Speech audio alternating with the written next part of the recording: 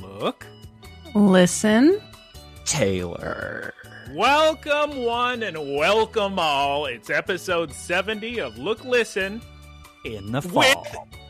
I thought you yet, Taylor, it's not over yet. I thought you were wrong. I told you to not talk in the intro. Well, we already did the intro. Listen. It's Look, Listen with Geese Guyera and Taylor. Welcome one, welcome all. But it's time for episode whatever. That's the intro. I'm Geese Peep. It's not. The intro is not over.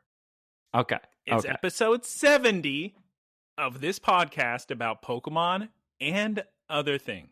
Now, before Geese gets into Geese's news of the week, let's have Taylor say every joke he needs, every goof, every interruption. Taylor, the floor is yours. Go ahead. Okay. All right. So for my first interruption, I'm going to need a volunteer from the audience to start talking. Okay. Tell me about your new place. Listen. Okay. Go ahead, Geese. Let's hear about Cranium. No. How's your new apartment? Oh, it's great. It was real fun. I don't know if anyone else has experienced this, but we moved next door. Literally sharing a wall. Oh, really? Yes. I thought you meant like next building over. That's what most people think, because that's reasonable. Nope. All right, Clambos. A new segment introduced last week, probably, is Geese's segment of the week. I don't think I have a name for it. The goal of it is to increase the word count from Geese Peep, because when you look at the transcript of every word spoken, it's about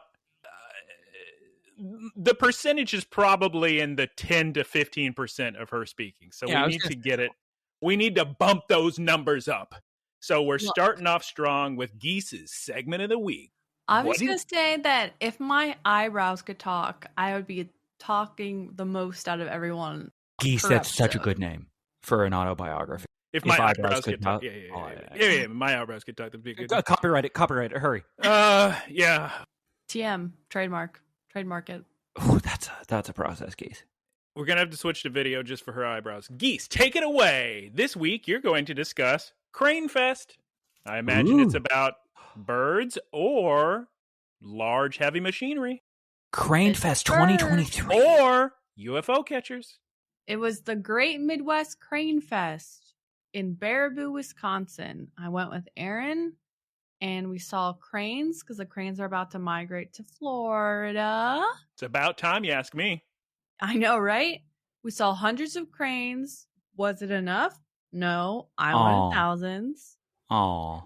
And they were all flying, and I wanted to see them on land.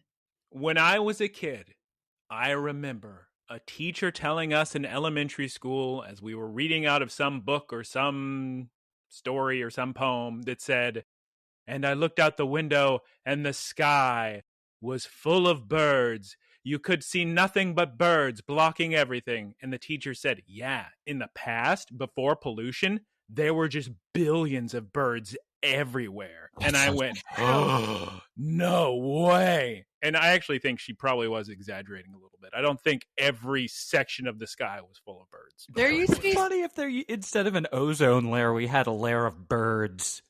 There used to be so many birds. We have like accounts from early in colonial America, like so many people talking about the number of birds in the sky. So it is true to some extent. Maybe they were just used to 0 and they saw 10 and they were like, man, this is crazy. They were used to fewer for sure in Europe, but even still, there were a lot of birds in the sky. Anyway, we saw the cranes and they were flying. I wanted to see one up close, but it was still a good time. It was cold, but anyway, it was a good time. Okay. Also, I'm changing this segment to, but anyway, with Geese. Anyway, actually, it's going to be fun because I'm going to Florida in December, so I will see the cranes once they arrive there. She's like regular Home Alone, where they go to Florida for the Christmas, and Kevin McAllister says, "Florida for Christmas? Are you joking me?" Anyway, moving on to watching, playing, eating, looking, listening this week. Clambos, I had quite the Marvel week. I saw both the finale of, almost said Lico, Almost said Liko. So Saw close. the finale of Loki, and I watched the Marvels in the theaters in IMAX. Now, before I talk about Loki, let's jump right into Marvels because it is important more people get out here and say this. It's a very fun movie. It is very funny, fun action, very cute. The acting is good, and it is such a shame that if you go on the internet right now, you're going to see 90% people complaining of how bad it is that have not seen the movie. Yeah, I heard it's fun. It's a really fun, cute little movie. The actor who plays Kamala Khan, very, very good in that role. They made a big deal of it when she was cast, just saying, she really doesn't have to act much because this actor is the character, so we're good. It's an interesting kind of movie because you have all the main characters are women, and you have way more just emotional beats. Just like they talk about their feelings a lot in this movie. Marvel's is just a fun little movie. Loki, I discussed when it first started, season 2. Episode 1 was good because of the 1980s McDongles. The middle of it, honestly, I think was pretty boring. But the finale episode I thought was really cool. Especially if you've been playing God of War Ragnarok, or maybe you like reading Norse mythology. I did that when I was a kid. I think the finale is very sick. I always liked Norse mythology a lot more than Greek mythology. I like horse mythology. Got him. Nice, Geese. Great, nice. It's a great nice. And then last minute addition to the watching this week, I watched yesterday the 2019 film by Danny Boyle. The premise of it is one day the whole world forgets that the Beatles existed, except for one guy who then proceeds to play all the Beatles songs and become super famous. And I had no interest in that movie, but YouTube kept recommending me clips from it, and I just kept being interested in it. So I rented it for $1, and it was kind of fun. Same thing happened to me with what's that movie? Cesario. Just saw clips. Yep, just so many clips. And it happened with Chernobyl again, and now I'm rewatching Chernobyl. Chernobyl! We all grew up on the fields of Chernobyl. We learned about our Russian heritage via the HBO show Chernobyl. Chernobyl. Have you seen it, Geese? Geese, have you seen Chernobyl? Does it remind you of your Eastern European heritage? I did watch an episode with my parents. It's very good. Now, the thing is, we're goofing on the fact that they're all supposed to be speaking not English that far in Eastern Europe. The original idea was they were just going to speak English in a Russian accent. Well, it's not. I mean, Chernobyl's not Russia. That's Ukraine, right? I thought it was Russia. Yeah, it's Ukraine. Ukraine. So, I mean, yeah, Ukraine. Yeah.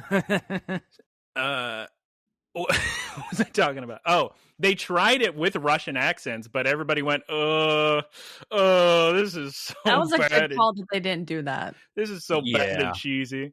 So the actors are just using their normal accents, which it makes for great performances. But if you sit there and think about why are all these people speaking with just like Irish and Scottish accents on Chernobyl?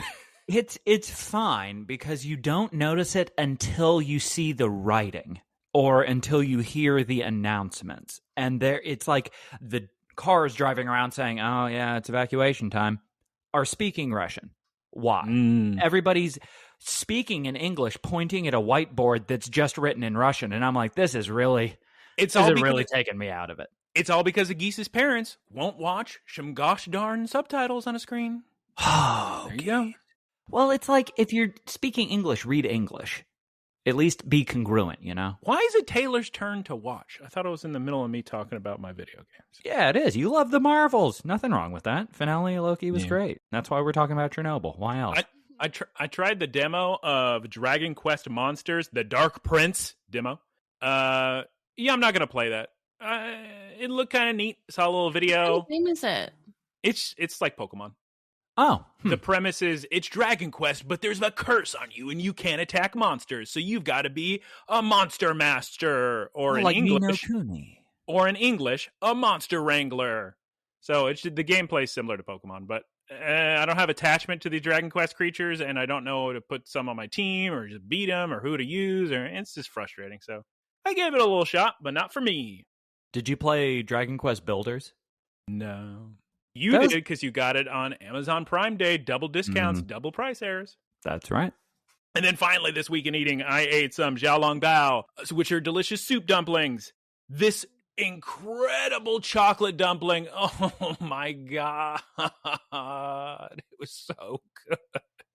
Question from the audience. Yeah, you said it's overrated, but I don't care. It's still tasty. No. What? No. I'm wondering, where did you find xiaolongbao without pork? It's chicken. It's the place you think is overrated. Which one? Inexpensive. Din Tai Fung. Their chocolate dumplings are next level, as we like to say these days. It's good, but also ate very good El Chato burrito. Taylor loves. Oh yeah, those are What's good. in it? I get mine carne asada combination. So that means it's got your beans in there, I think. And I get with cheese and grilled onions. And their red salsa is the best salsa in the game. It's so good. Yum, yum, yum. It's very good reheated. You just throw that in a little pan on some low heat, get a nice char on both sides of the grill. Ooh. You really want to do it crazy with a cheddar cheese crust? You can do it. It's fantastic. Oh. Just don't burn your hand. And I went to Beverly Hills to eat some Ann Sons chocolate. Beverly Hills. That's where I was waiting for you to say it. I was waiting for you to say it. They were real tasty. And surprisingly, because I went to Beverly Hills for them, I thought, oh no, these are going to be $1,000 of the chocolate. But no, they're reasonably priced. And their cold brew. Is it near Italy? I did walk to Italy from there. Okay, Nice. Inside joke explanation of the week. Ooh. That's Century City, right, Taylor? Yeah. There's a mall in Century City, Westfield, I believe is what it's called, and there's an AMC theater there, and there's an Italian restaurant there. And one day, Taylor and I think Eric were walking past, probably to watch like a PlayStation E3 Sony conference. Yeah. And this man standing outside the Italian restaurant jumps out in front of us like it's an episode of Pokémon or something, and he says, "Excuse me. Have you ever been to Italy?" And we all said, no. And he said, well, you're about to. And invited us into his restaurant. Oh, good. And so we ate at his dumb restaurant. The food wasn't good, but we can't say no to that. What a I don't even know if any of us were hungry. None of us were hungry. We just I think we But yeah, I walked over there after I ate the Ann Sons chocolate to get my steps in for the day. Yeah, Ann Sons chocolate. I recommend it. Yum, yum, yum. What? I was talking about something else over there. But then you started talking about Italy. cold brew. So good. What's this picture? Oh, is this the burrito?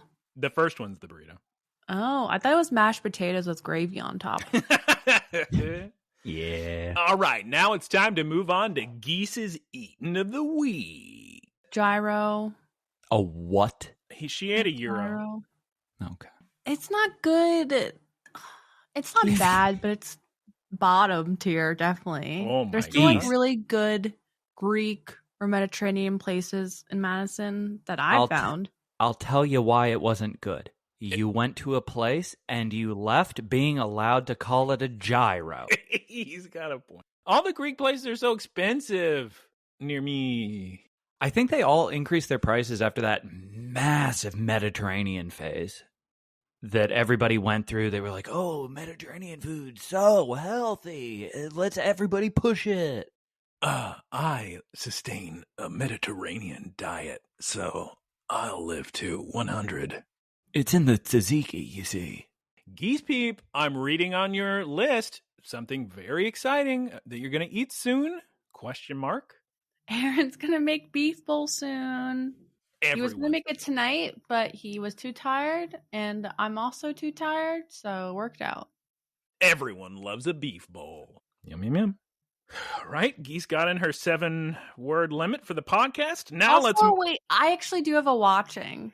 Ooh. Now moving on to... Now moving... I know the delay's not that long, so I don't know why...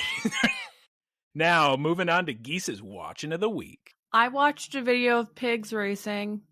Now, moving on to Taylor's Watching of the Week. He already talked about watching. Moving on to Taylor's Playing of the Week. I was watching something else, and I want to know if either of you have heard of this show. It's called Don't Hug Me, I'm Scared.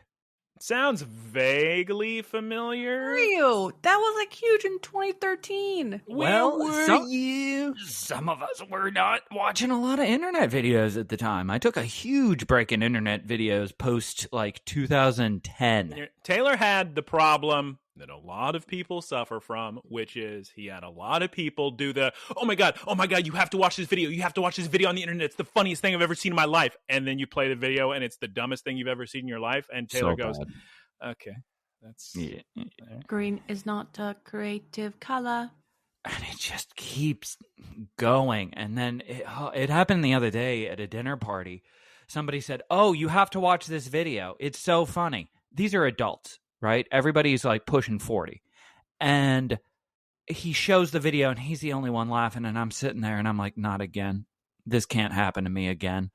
And it did. Everybody just kept saying, ooh, you got to watch this. And everyone just went around the table showing the thing that only they found amusing. And it came to my turn. No. And I said no. He's not strong enough for this, Clambos. I'm sorry. Gosh. Did you like it? So I actually really like it. It's categorized as horror. I think it's comedy. I think it's hilarious. And I don't understand how anybody's finding anything scary outside of the stuff that seems as if it was made to be scary, but is funny because it's just silly. Mm-hmm. So I don't know. I've been really getting into analog horror, and that popped up a lot. Interesting. Nothing's as good as Skinamarink, though. You like Skinamarink? I did. It took me... When I first watched it, I was like, this is kind of like... I couldn't get through it. It was too boring for me. Yeah, I was going to say not a lot happens, so it really relies on your imagination running wild, and it relies on your ability to put yourself in suspense. So I would call it kind of lazy. Here's what I need. Yeah. I bet I'd do great watching that movie in a theater. But watching that on a television where my cell phone is right there, that's going to be rough. So I was going to say, if your cell phone's anywhere near you, just give up. If you've got an animal in the room or somebody that you can talk to, don't watch it. Because not a lot happens. But, and I actually think you would really like it because it's just so... There's a lot of different interpretations that you can look up afterwards. And the one where it's talking about illnesses is really fun. I mean, it's very depressing. All right, let's hear your playing or eating. Yeah, anyway, Skinamarink, very catchy song by the computer. Playing Neo 2. It has reached the point where the game has become very easy because my build is good, but anybody who complains about difficulty in that game, 1, has not played Ninja Gaiden, 2, just hasn't used key, pulse, stance, switching, and flux. Pro Gamer Taylor brags again. Well, no, I haven't gotten into like New Game Plus stuff. That's supposed to be so everybody go play Neo 2. Learn the combat. It's very fun. Everything's a glass cannon, so it's great. Moving on to Taylor's Eating of the Week. What's he eating this week? Is it ramen? Who's to say? Guncan loves ramen. She loves pho. She loves bao, pot stickers. Anything that comes out of Asia, she loves. Smart. And we've been watching a lot of Japanese TV and Korean TV. So she's like all in it. There was What's your favorite type of ramen? Actually, she really goes out there. We went to a place in Dallas, of all places. That had some very good ramen. It had like this weird yuzu broth, which I had never had. I had before. yuzu ramen before. It's so good. Very like light, and it was very good for the time of year. It's fantastic. You haven't had yuzu ramen until you've taken a yuzu bath in an onsen full of yuzu. So what? I had yuzu ramen in Kyoto, so eat an egg. Whoa. Family podcast. Did I send you that video of the Australians in that show and they all say, rack off? Yeah. Hey, guys. Hey, guys. All right. Okay. That's fantastic. Are we ready to move on to Pokémon? No, Taylor didn't finish his ramen story. Taylor finishes ramen story of the week. What was I talking about? That you ate yuzu ramen and Guncan loves Asia. Yeah, it's true. Both things are true. What a good story. Yeah, great Now story. it's time for Poke. Beginning, middle, ending. you got a cliffhanger. Moving on to Poke News. Poke News of the week. As always, we get our news from Cerebi.net. Shouts out Joe Merrick. Shouts Way to out. go, Joe America. Joe Cerebi reports this week that the next 7-star Terra Raid battle has been revealed. For Pokemon Scarlet and Violet, you can battle against normal Terra-type Eevee, which, I'll tell you right now, you probably, maybe I'm wrong, probably don't have to worry too much about the build of against a little baby tiny little Eevee. So you probably should be good. Does this coincide with Eevee Week and Pokemon Sleep? It very much does, Geese. There's a huge Eevee promotion going on for Eevee Day, Eevee Week. So you got Eevees, you got Eevee Terra Raids, you got Eevee Mass Outbreaks, you got Eevees in Pokemon Sleep, Eevees in Pokemon Go, you name it. I hope I get a shiny Umbreon. Actually, what's the best shiny permutation of an Eevee? Umbreon. And the Eevee Terra Raid event runs from November 17th through November 20th. So the day this goes up, it starts. Please enjoy. And now, Clambos, it's time to ship it off to reporter Geese Peep. This week, she's in Warsaw, Poland. Oh my gosh, she's surrounded by kobiety. Take it away, reporter Geese Peep. Hi! It's me, reporter Geese Peep, in Warsaw, Poland, where it's currently 37 degrees Fahrenheit. And, guys, it's a bit cloudy, and it's windy. Brrr! Not a good day to visit the beautiful Warsaw Zoo! That's what they say in Warsaw, Poland. Oh my god. We did do it, Clambos. The episode of Pokemon discussion begins now. Geese Peep, what is the name of this week's episode in English? As long as I'm with my friends. Or in Japanese, Nakama toいっしょなら. Now, Geese will tell us a one-sentence synopsis. Eating curry strengthens bonds and emotional maturity. That's correct, Geese. We need some more sound effects. Can you play a little sound effect that goes along, or some background, some BGM with your, Yes, okay. So play that and then say that again. That's so sick. Eating curry strengthens bonds and emotional maturity. Can that be the background for reporter Geese Peep? No. That's the sickest thing I've ever heard. It sounds like you're in a computer. Anyway, here comes the episode. No hat, Roy. That boy should put on his hat. I don't like him with no hat, honestly, if we're being honest. He's banging on Dot's door, and Lico's there. Everybody, all the pokes are so excited because apparently they made plans to practice battling today. Quaxley is so pumped. He's so happy. He greets Fuecoco and Sprigatito, and he's like, hey, guys. I like Quaxley's little door. It's perfect. Mm-hmm. What happens when Quaxley evolves? He turns into a very flamboyant flamenco dancer. Yeah, but just really going to have to cram through that little door? Got him. He'd never fit through there. They're going to need a bigger door. He needed a bigger boat. Am I right? Got him. Mm. Now, Geese, everybody's so excited. It's okay, Geese. But Dot says she's too busy. And Quaxley is so disappointed and sad. Oh my god, that poor little baby. What are the rules in Pokemon training and fighting with your friends? Could Dot just say, Quaxley, go train? They're friends. That'd be cool. It's like Uncle Lico and Aunt Roy. Lico could probably step in and be his trainer. Yeah, babysit. So you could be like a dog walker for Pokemon. Do you could just make someone's Pokemon super strong for them. Do you know how many times Ash went to the store and told Pikachu to babysit 100 Pokemon? At least once.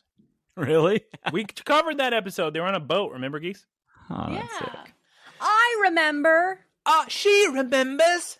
I remember. We cut to Molly's clinic for some little checkups with Sprigatito. Did you see Chansey And that's a Terapagos was in Chansey's pouch. It was adorable. And little Chansey's egg pouch. We got Terapagos snoozing away. Papa Teragos. Oh, God. Now, my question is Molly sick? Or does she have a new voice actor? Her voice sounds different to me. Molly's been sick since day one. We all know it. Sounds like she's got a little cold or her voice is deeper or something. That's what I thought about Liko. Yeah, I guess we just think that every week about a new different character. Who has changed voice actors this week? Find out next time this week. Poor little baby Hatena's too spooked to get in a checkup. She's afraid of doctors. Molly tells Liko if she wants to spend more time with Dot, then she just needs to tell her that. Yeah, they have a little heart-to-heart that is interrupted by Fritos and Captain Pikachu calling on the phone. It is time to disembark. And now we get the intro song. Ba-da-ba-ba-ba-ba. I'm a whiny Japanese man. Reminds me of Odd Loop still. Back to the episode, we see Amanda Buzz flying across the skies, across what we find out is the wild area of Galar, which was very exciting. When that first came out, open world area in Pokemon for the first time. For the first time. Wait, was that actually the first time? Yeah. Yes. Oh, I didn't know that. You know nothing. Jesus. Very true. We see some Squovits fighting over a berry, which will come up later. We see some Rookities in a tree, some Quillfish swimming, and a Ninjask buzzing by a very friendly-looking lantern. There's also some Bolthund snoozing and hanging out by the Great Salami. And at this point in the episode, unfortunately it doesn't last for very long, but my immediate thought was Geese's dream has finally come true. We have multiple adults accompanying the children. That. I literally said, oh good, adults joining them. We got Murdoch, we got Oreos, you name it.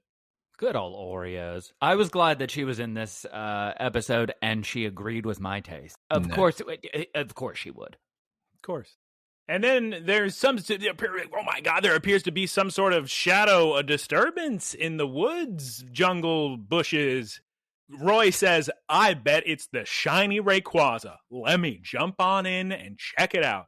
But no, it's just Onyx. It's just so funny. I was literally, I was shouting at my phone, yeah, Roy, the giant Rayquaza is the thing just shuffling in that little bush. Oh, not that Onyx, by the way, the other Onyx. Yes, yeah. Because we now have a character who's part of the Explorers named Onyx. Not that Onyx, but the Pokemon Onyx. Yeah. They should have named him something like Pikachu. Make that absolutely clear. Also, we're ignoring the amazing advice to Liko that Dot get, you girls got it. I know her name. Don't pretend I don't. Well, while Taylor thinks of her name, her name is Nurse Maid. Molly. Yeah, Molly. Her name Molly is her name, and she gives Liko great advice to anybody with any kind of anxiety surrounding making decisions. Sometimes you can't overthink it. You can't think of all the variables. You just got to do something. Great advice for the kids. Sometimes you have to be reckless. Terapagos loves Onyx and Geese, who shows up and surprises the kids to join on their big adventure today. Dot.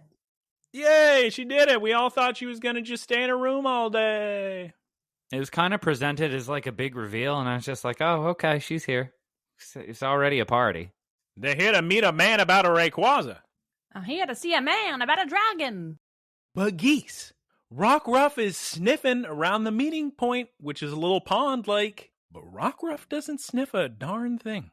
There was no evidence, Your Honor, no evidence that anyone was here or had been here or is about to come there, apparently. No objections. Thank you. You're welcome, Your Honor. Oh my God, Clambos, it was a ruse! Dot got fooled again!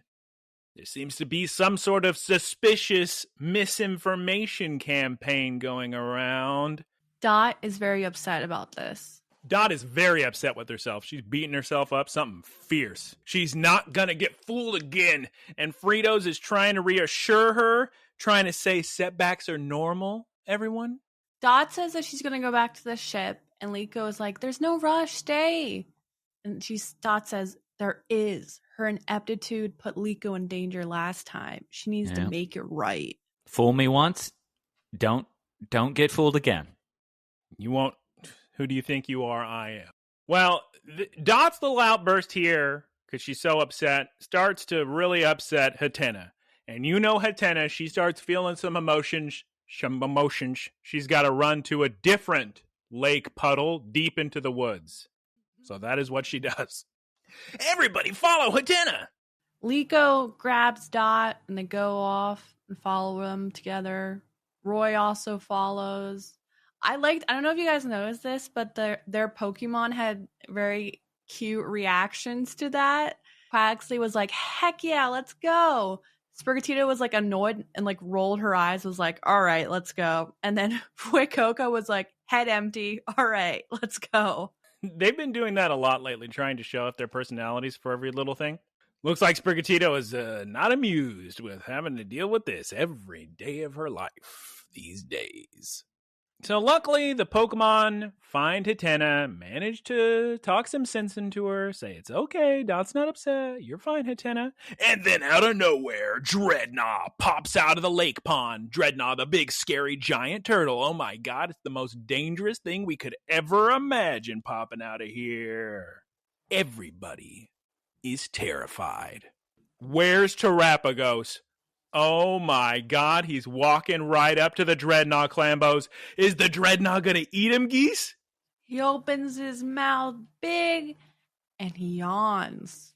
Oh, it was just a yawn. And then they have a friendly chat, Clambos. And it's so cute. And the Pokemon are on him and it's really cute. Such a terrifying description by the Rotom, though. Yeah. He's a very powerful Pokemon, but I think Terapagos is good at calming down anybody. They basically turned Dreadnought into a little water park, just playing on him, splashing around, having time of his life. They should invite him to the boat ship. And then out of nowhere, we get a mysterious man jumping out of the bushes. Who is it, Clambos? Oh my god, you recognize this guy if you played Sword and Shield. It's the ingredient seller all around the wild area. Buy some ingredients from him. He has a very Speed Racer-esque face. And a Ninja Turtles-esque body. Interesting. He jumped out to warn everybody about the Dreadnought, but he can see they're doing just fine, having the time of their lives. So never mind, I guess. You guys want some ingredients? Now we cut to Taylor's favorite group of mysterious Disney villains on the fancy evil ship of the explorers. It was such a weird... Did you two think the lighting was different or the vibe was different? It didn't feel evil or ominous at all. There was no shadows. It was like it had bright LED lights in that room. They're not in the submarine, so they're in their other headquarters, wherever. I mean, I'm not even sure where they are, but they're in some gathering place for Organization 13. Right. They're at the local VFW. They rented a room. They have the craziest sliding doors from 2001: A Space Odyssey or wherever. I think Butler had to have gotten promoted because he used to be just kind of lurking in the shadows, not really saying much. Everybody else would speak from their little holocron. And now he's just organizing everybody. He's probably just humble. But we see Medicham in here. Onyx is getting onto Songo for playing around on Glalie, riding around. And then comes in Spinal. You remember Spinal? I think he was in a little surveillance van once, and we were confused about if he was Gladius. What's his name? Gladiolus. What's his name? Gladiolus from Final Fantasy see the 15. comment now. Okay. We got Spinal. Uh-huh. We got Lucius. Yeah. And we got... Terapagos. No, Taylor. Geese Peep, help me out. What is the evil villain's name? Yeah, if there's one person who knows the name in the show, it's Geese. Let's see. What is it, Geese? She knows. Yeah. Lucius. No. Good answer, Geese. That's the one. Oh, God, the evil villain. Which one? The main one. Amaranth? No, he's not the head of the evil organization. I forget his name. Oh, his name had a B instead of a D. Gibeon. Oh, thank God. Okay. Everybody but Gibeon is here. Jeez Louise. Gandalf. All right. Good answer, Geese. Spinal comes in and we learn quite the reveal. We receive a reveal in front of us. It was the explorers. What goofed Dot? They've been the ones sending out all this incorrect information about Rayquaza sightings. And we get an answer to what Amaranth was all worried about at the last episode. Except we don't. He's just in an elevator. Well, they slowly keep introducing more and more Organization 13 members. I suppose we're supposed to keep going, oh my, but yeah, then we get Amaranth and Butler Hamburgers, and everybody's here. Big deal. Commercial break. Come back from the commercial break.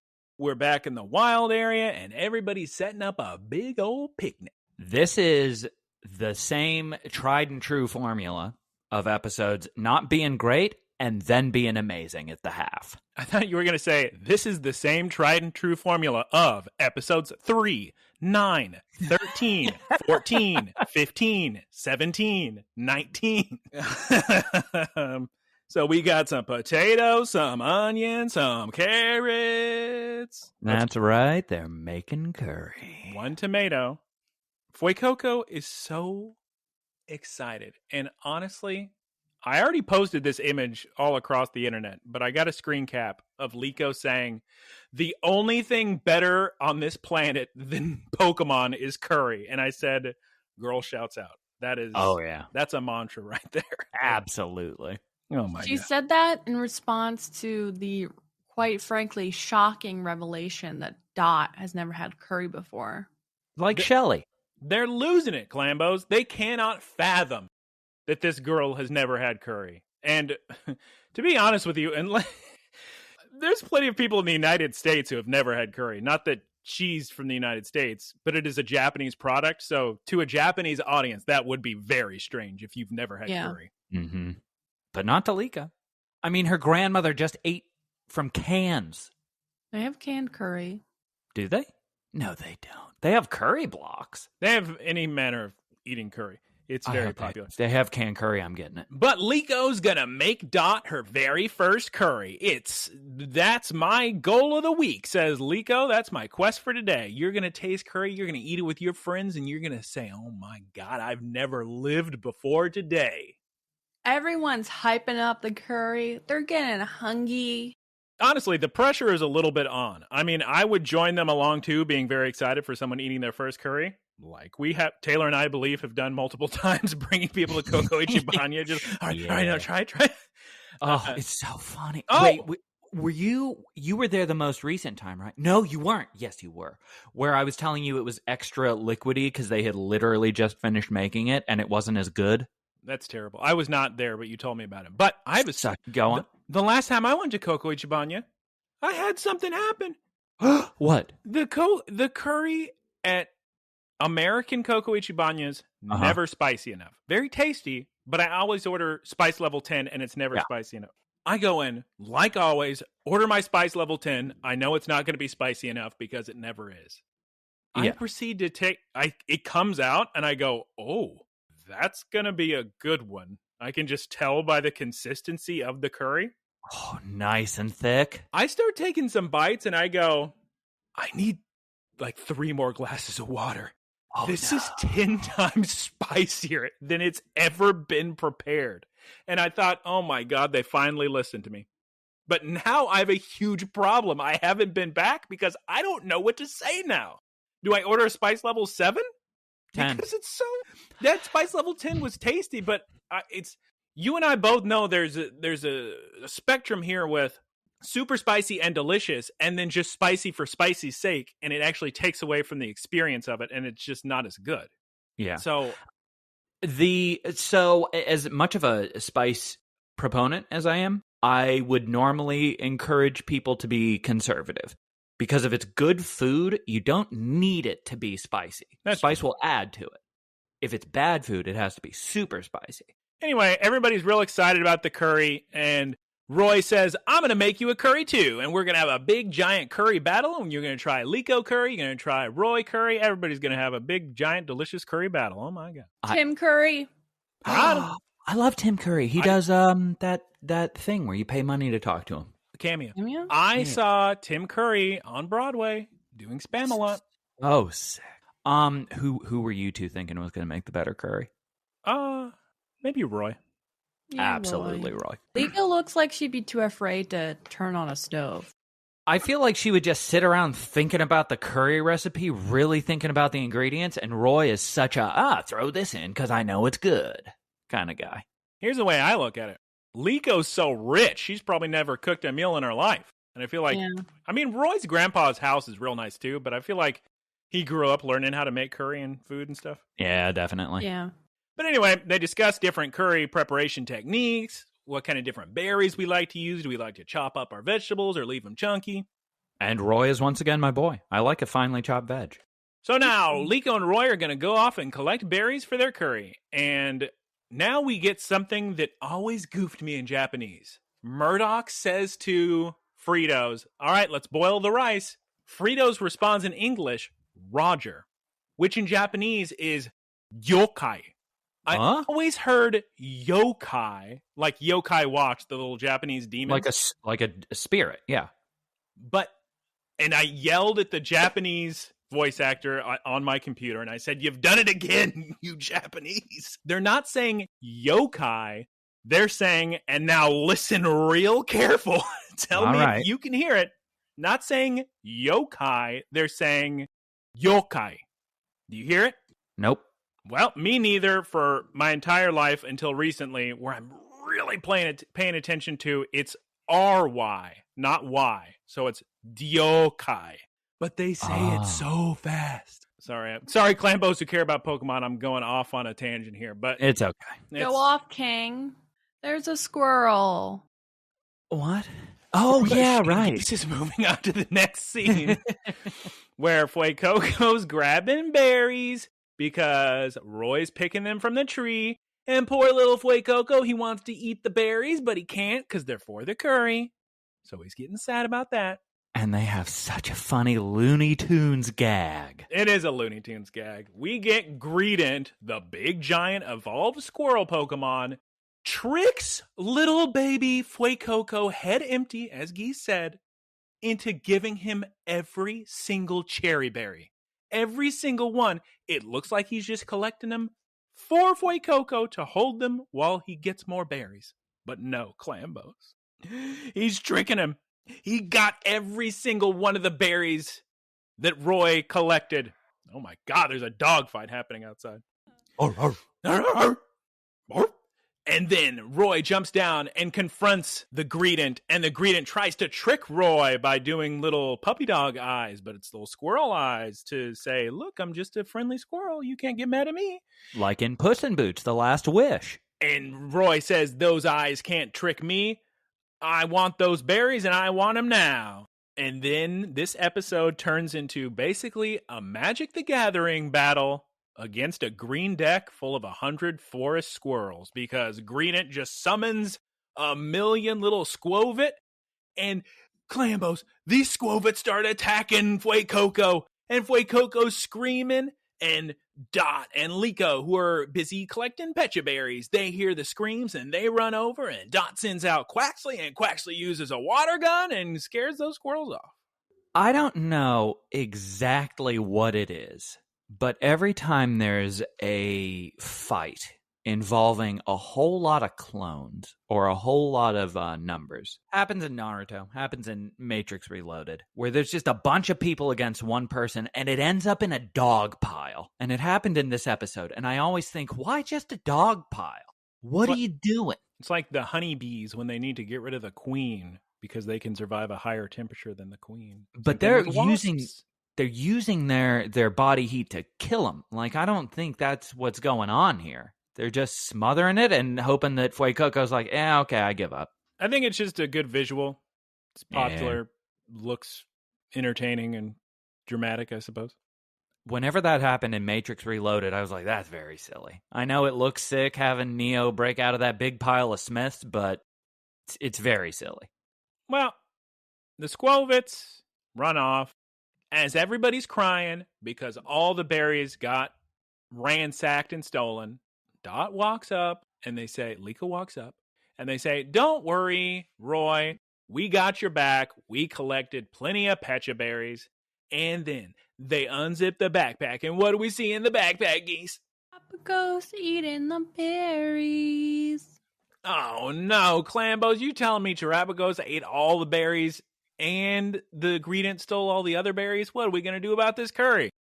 Don't worry, we just solved the problem by, here's some other berries, and Roy will just collect more berries. Very funny problem and solution. I'm not crazy about that method of storytelling, which is, we have a problem. No, the problem didn't matter because here's the solution. That quickly? I'm not a fan of that. My favorite thing Pokemon has ever done was that, do you remember the episode we watched where they went to all this enormous amount of trouble to try to save this Whalmer who evolved into a Whale Lord? And then somebody said, why didn't we just throw a Pokeball at him? Mm-hmm. That was very funny. And that's what they could have done here. They could have stressed out a whole bunch, talked about how Roy could have gone on this big thing about his grandpa's favorite recipe and everything. And then Dot could have said, couldn't you just get more berries? And Roy would go, oh, right. And it would be funny. Everyone would laugh. Time to prepare the curry. And basically this next scene is about half of the Japanese I ever need to speak in Japan, which is just Oishi kare desu. I was going to say, is it just oishi? Yeah, oishi kare desu. Delicious curry. We get some good Sword and Shield music Geese playing. What entry has the best music? Sword and Shield actually does have pretty good music. It does. I like it. I was wondering because this is, to my knowledge, this is the first time you've brought up a specific entry's music. And I was like, I wonder if that one had real good music. I bring up Pokemon music lifted from the games all the time. Maybe I don't say the exact generation, but Sword and Shield has very hype battle music in the stadiums. Ba da da da da. And I like the cave ones. Oh yeah, she loves the cave music. And now, Geese, it's time to explain the 5 steps of curry. Do you know them? Berries. That's number 2. Shoot. Heat. That's number 3. Ingredients. That's there number you go, 1. Geese. Nice. That's number 1. Ingredients, berries, heat, stirring. That's number 4. And hard. You did it, Geese. Good job. For any Clambos listening to this who are not aware, this is actually a big Japanese cultural thing. The idea of making your curry with love, and that's the secret ingredient. And everybody, when they make their own special curry recipe, it always has one special secret ingredient that you don't tell people, and it makes your curry unique. Some people will put like a little bit of chocolate in their curry, and that's their secret ingredient. This sequence, by the way, is very funny. Everybody eating curries? No, like the sequence of making it and then them forcing Dot to do the heart with their hand, like her hand. Yeah. Very funny. Little Quaxley showing his little heart with his little feathers.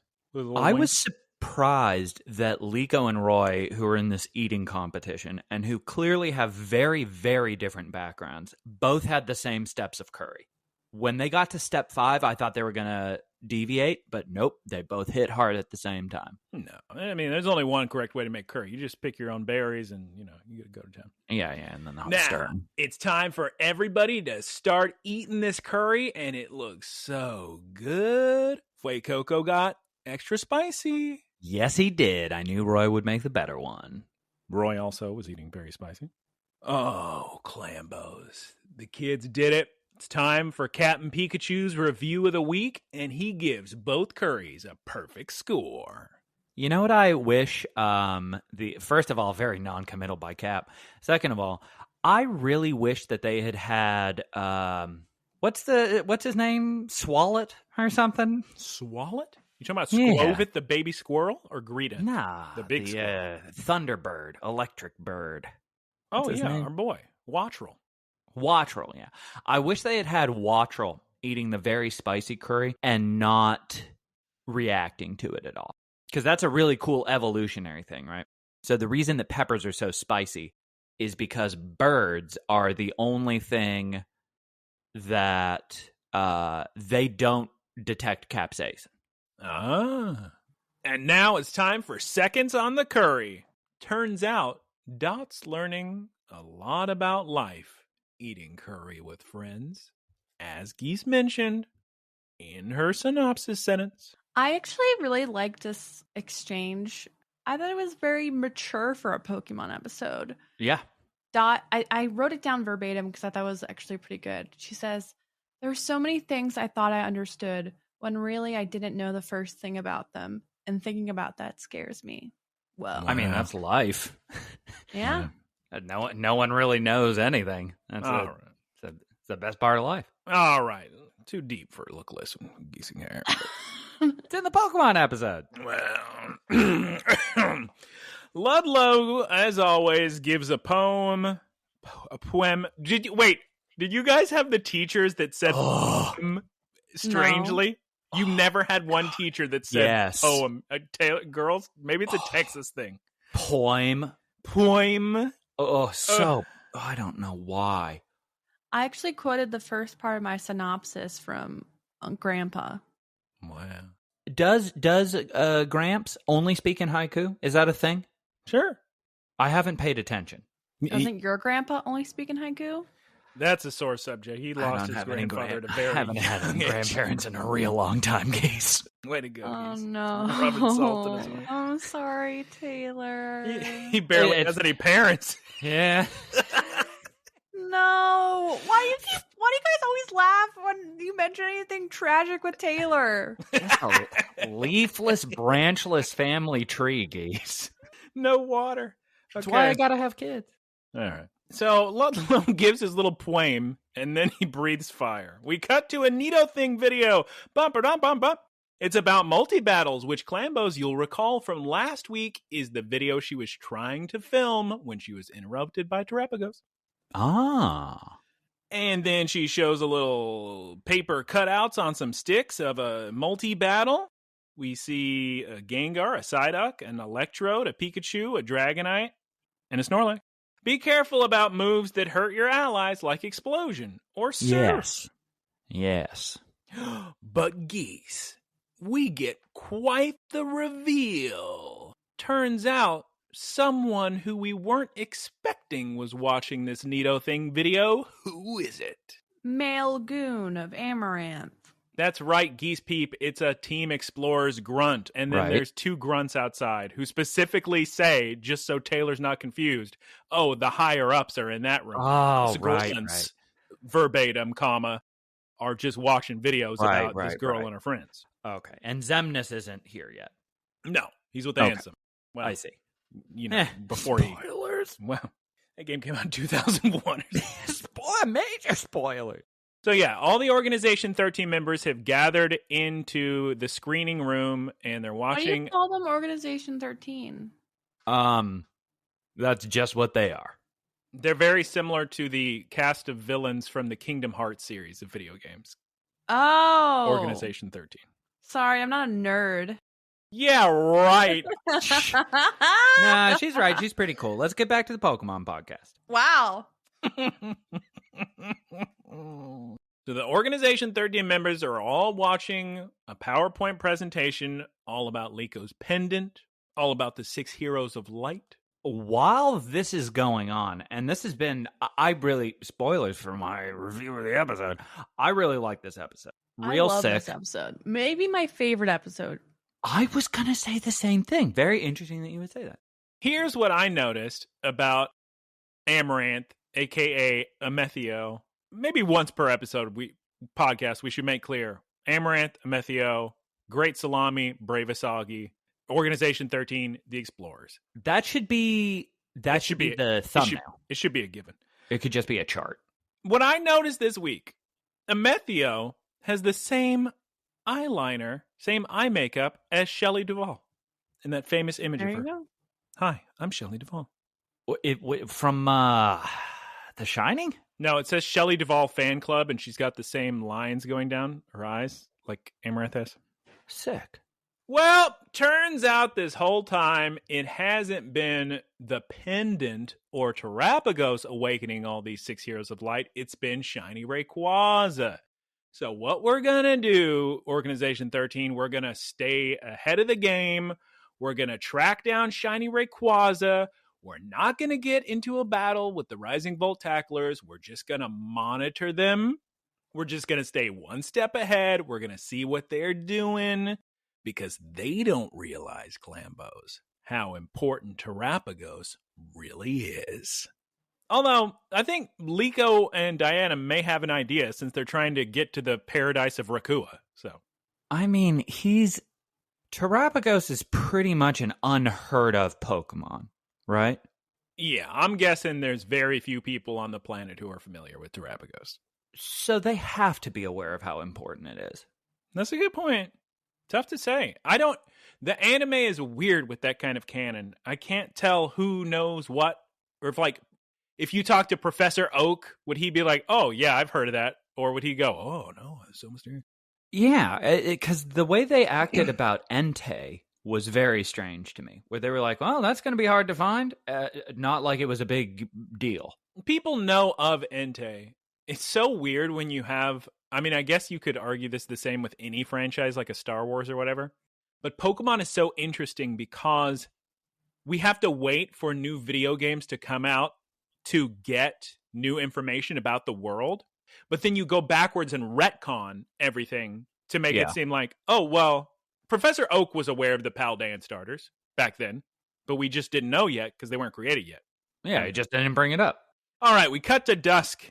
We're back in the in the wild area. And the Rising Volt Tacklers are all walking back to the Salami after the picnic. And we get a good view of just everybody in one shot. Very good screenshot. Real sick. Just such a big old family outing.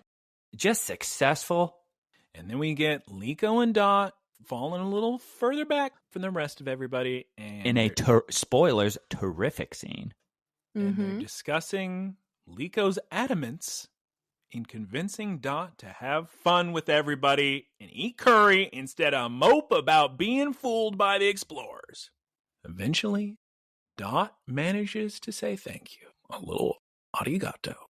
And Liko says, maybe we ought to talk more. And Dot says, maybe if I'm not busy. Dot is very sick. When she does the thing where she puts her hair back, so sick. So sick. And now we're back on the Salami, and Roy decides he wants to ask people about these ancient Pokeballs. And Geese, Grandma Diana has an idea. Where does she think they should go to ask about the ancient Pokeballs?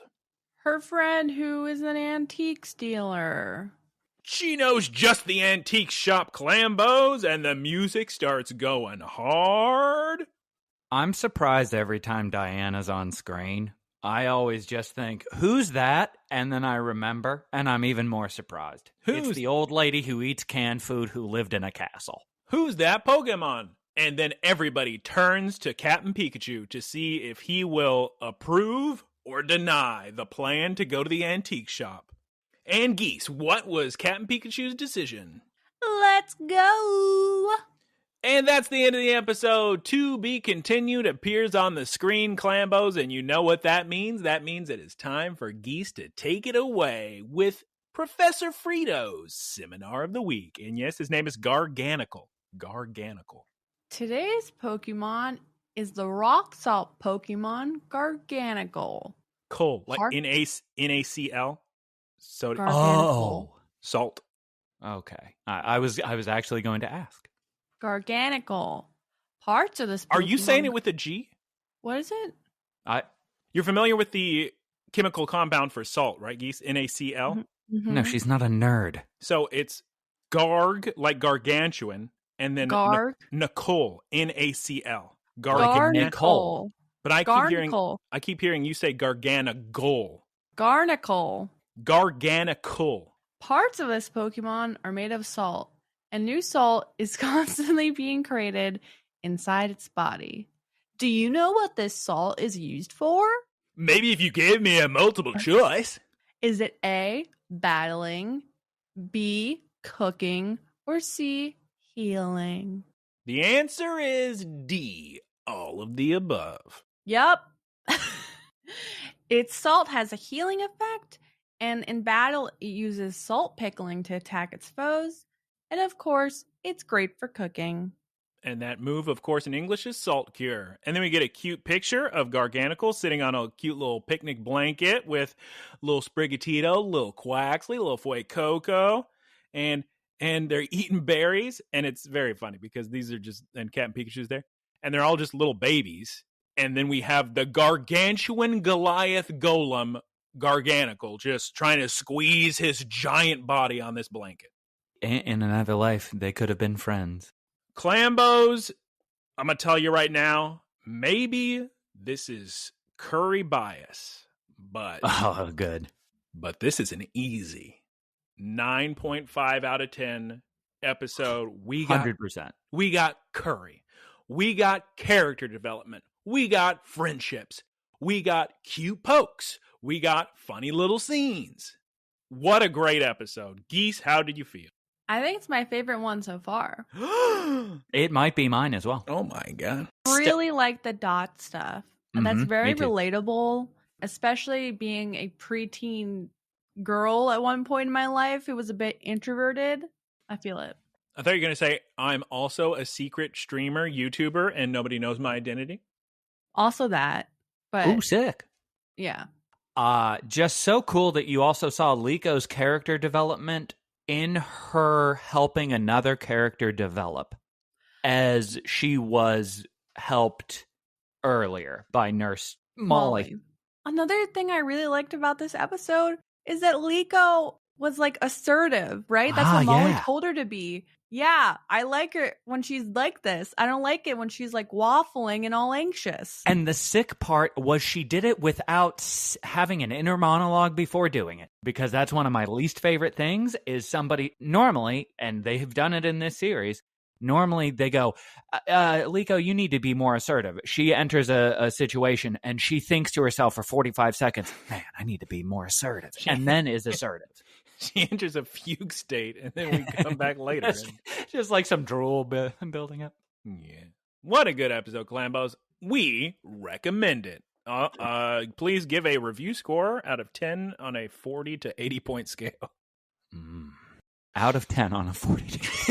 Well, yeah, like you can have 9.5, 9.75. What's the 40 to 80?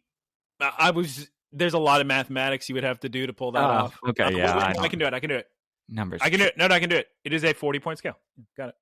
Okay, and the 80 is 80 would be a big scale. 80 would be like 10 point. Well, that'd be like 9.8 something. But no, we'll go with a 40 point scale. Uh-huh. So each number has 4. Oh my God. I gave it a 9.4.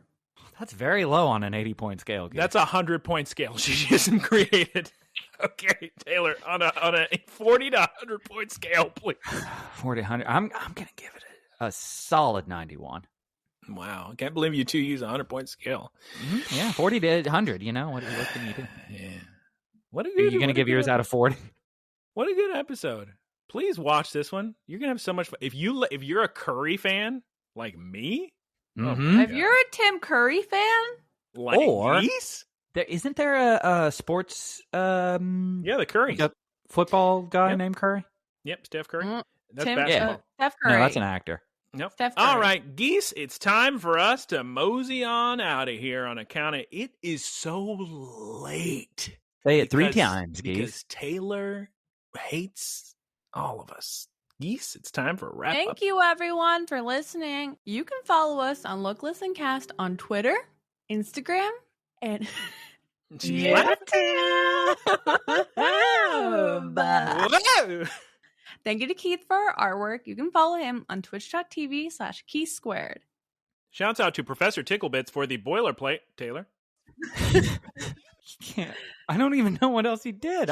I'm such a fan of the boilerplate. And the website, you can follow him on twitch.tv/ Prof_Ticklebits. Thank you to our supporters. You can support us by going to looklistencast.com, clicking the link for Spotify for podcasters or anchor.fm. Also on the podcast services themselves, I believe there's a link.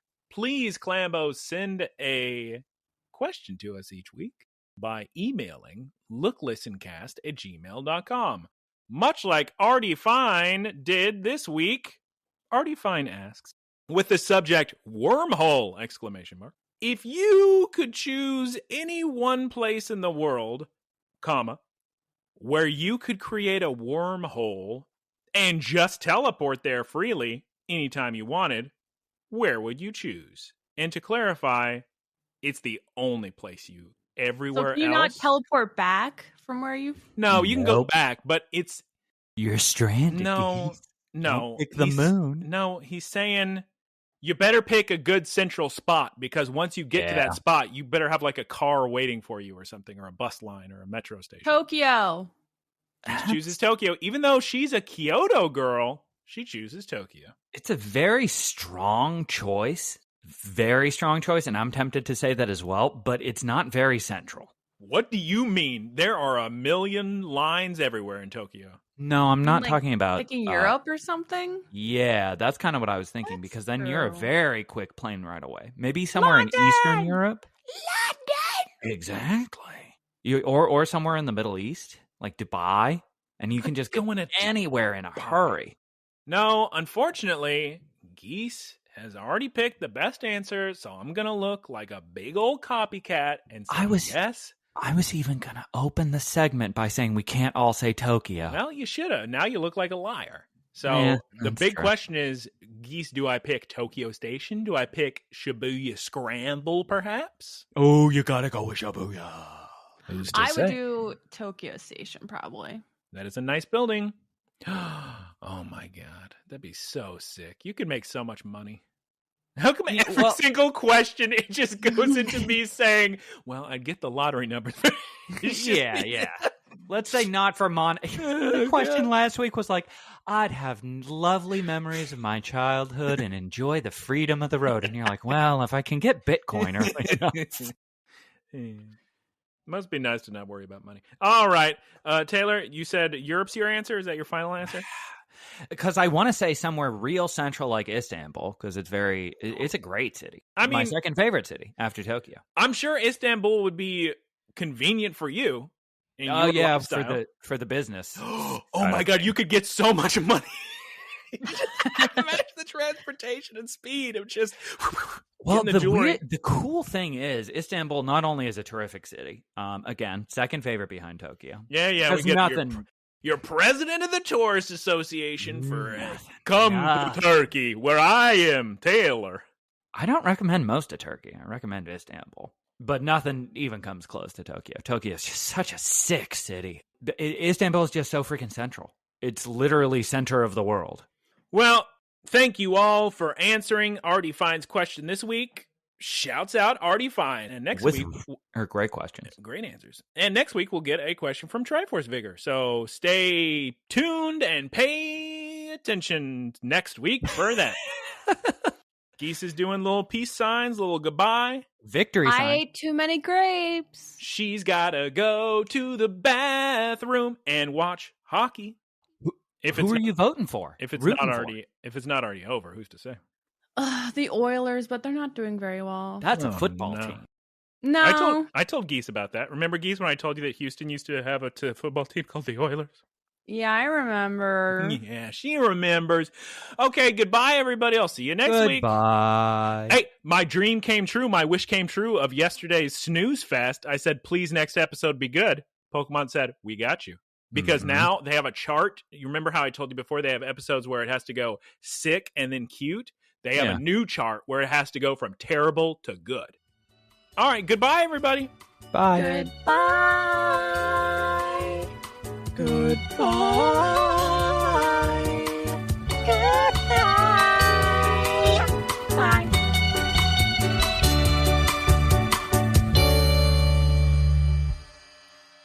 Howdy, y'all. It's me, Geese Peep. Thank you for listening to the Geese Peep Productions podcast. Geese Enterprises, doing business as Peep Industries, together with its subsidiaries, is a diversified worldwide entertainment company with operations in media networks, talent management, parks and resorts, multimedia entertainment, and consumer products and interactive media. Geese Enterprises is a Dow 30 company.